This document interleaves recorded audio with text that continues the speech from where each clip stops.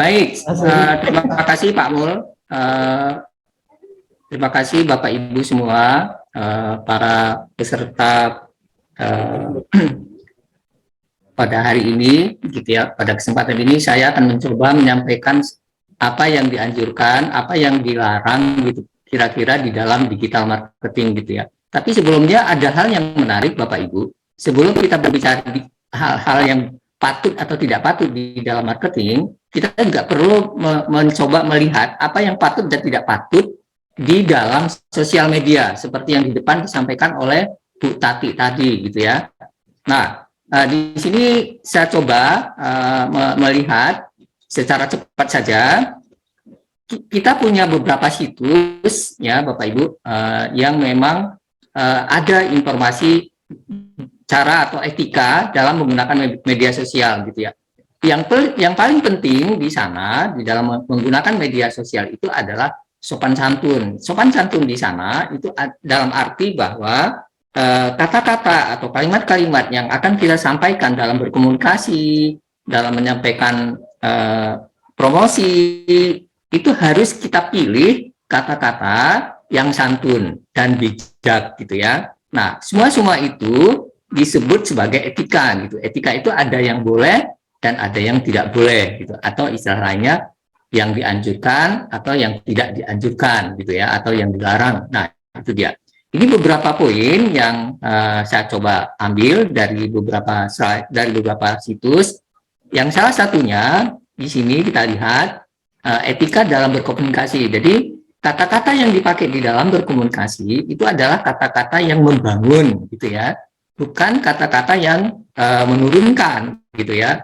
Sebagai contoh kata memundurkan, gitu. Kita lebih bagus kata-kata memajukan, misalnya. Desa kita sekarang telah dimajukan, gitu ya, bukan telah mundur dari misalnya dari kayak kita menggunakan kata-kata desa-desa kita telah lebih mundur daripada desa-desa yang lain. Nah, hindari kata yang minus, gitu ya. Gunakan kata yang plus, itu tuh maksudnya, gitu ya.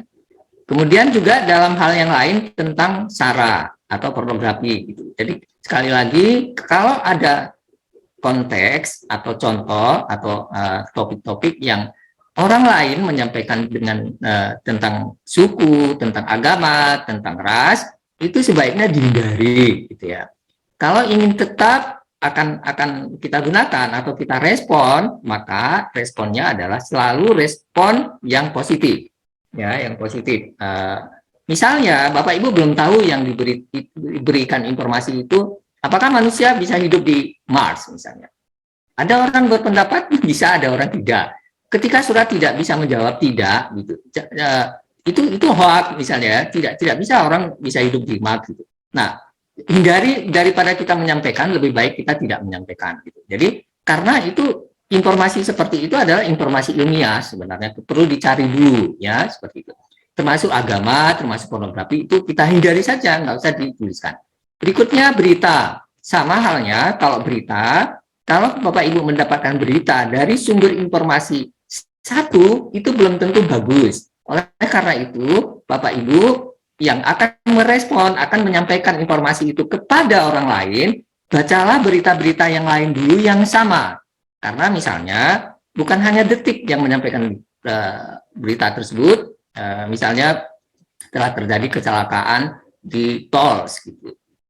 Tapi informasi itu kan bisa disampaikan oleh banyak media yang lain. Nah, oleh karena itu kita baca dulu media-media yang lain. Jadi paling tidak kita punya 2-3 reference untuk mendapatkan berita itu benar apa tidaknya. Gitu. Jangan langsung, ya, jangan langsung kita merespon di media sosial, di media Twitter, di media sosial apapun itu. Tapi kita cek dulu respon dari berita orang yang menyampaikan itu.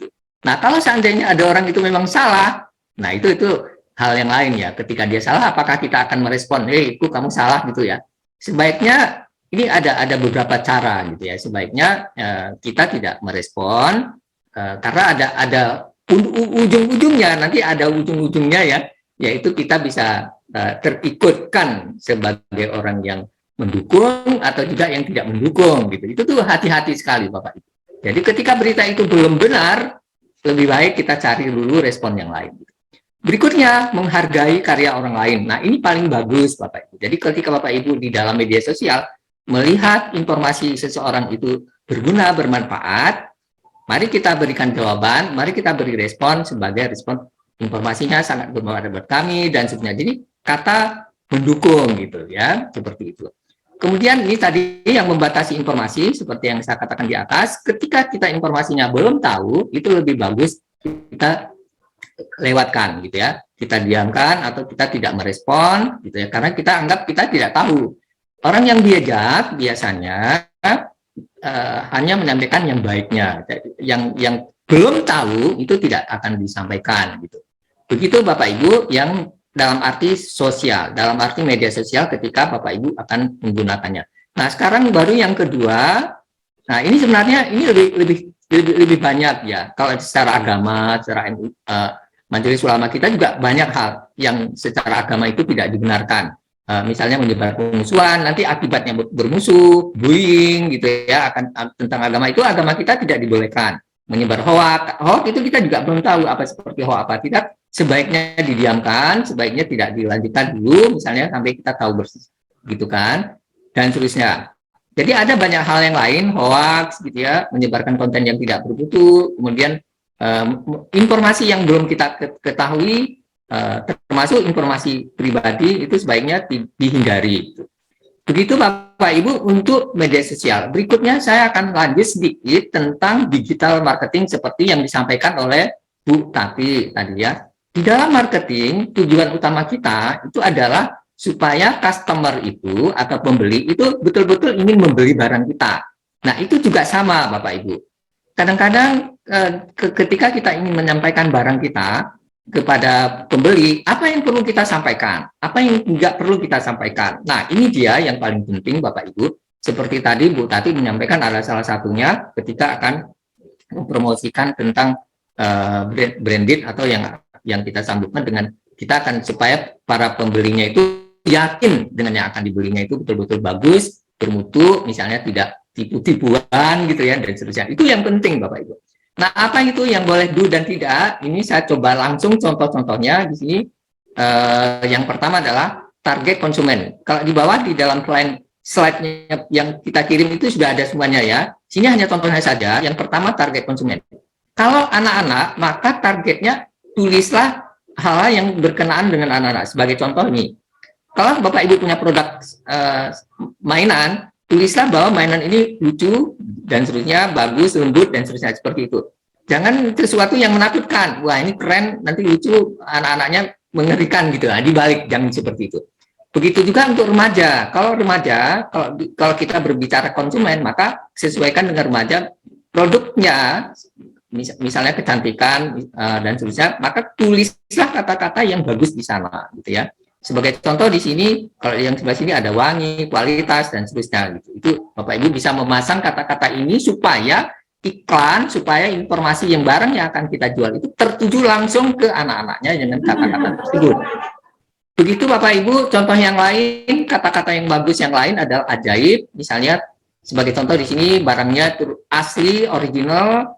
Kalau Bapak Ibu ingin pakai, misalnya pengguna ingin pakai akan tampil berbeda, kemudian harga perawatannya cukup rendah, tubuh sehat. Nah, ini kata-kata itu bisa dipasang di gambar, gitu ya. Jangan sampai Bapak Ibu tidak memasang kata-kata itu di gambar polos, itu jadi kelihatan si pembeli itu tidak punya image dengan barang kita, gitu. Image apa? Dalam hal ini image yang salah satunya image bahwa barang itu bagus, gitu kan. Bapak Ibu bisa lihat sapu lidi aren asli. Nah, jadi kata-kata yang pentingnya. Sini kacamata adalah untuk kesehatan dan bikin kamu berbeda. Nah, itu kata-kata yang bagus gitu ya. Tentunya menggunakan bahasa Indonesia yang baik ya. Membuat nanti kata-kata membuat tampil beda gitu dan sebelah sini imun menjadi kuat dengan menggunakan nih misalnya sebagai contoh ini produk apa ini namanya produk minuman ini ya seperti itu. Jadi kata-kata iklan ini kemudian barangnya gitu Bapak Ibu. Contoh yang lain, langsung menggunakan diskon. Nah, ini kata-kata yang bagus dipakai, karena ini dengan menawarkan diskon, orang tentunya berpikir diskonnya. Ibu-ibu kalau mau beli, melihat diskonnya, semakin besar diskon, biasanya barang itu akan langsung dibeli. Gitu. Berikutnya, satu lagi mungkin atau dua lagi, di dalam produknya kita sebutkan itu barangnya itu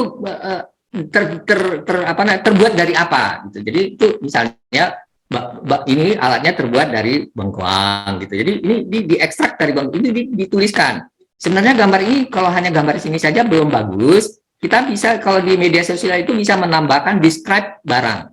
Describe barang seperti di Lipi, di Blibli, di Shopee, itu describe barang itu yang paling penting untuk menjelaskan khasiat-khasiat dari barangnya. Seperti ini lagi teh, kulit manggis, kadang-kadang disambungkan di dalam gambar. Jadi ketika Bapak Ibu menuliskan, mempromosikan barang, itu ada banyak cara. Gambar tapi ditambahin kata-kata kunci dan ditambahin kalimat-kalimat describe yang menarik gitu ya. Berikutnya satu lagi mungkin manfaat. Tadi saya katakan manfaatnya seperti yang di atas tadi, ini ada manfaatnya ya kan. Kemudian nah ini dia yang salah satu. Ketika konsumen itu akan kapan segera membeli, itu kita perlu bilang, perlu nulis gitu di sana kata-kata yang ayo sekarang beli. Ya, nah ini karena waktunya terbatas 2 hari lagi akan di-close. Nah, kata-kata itu juga bagus dipasang di sana. Gitu. Nah, ini yang ada di slide, saya rasa Bapak Ibu tidak terlalu sulit membacanya, sudah ada di slide Bapak Ibu. Gitu. Begitu Pak Mul dari saya.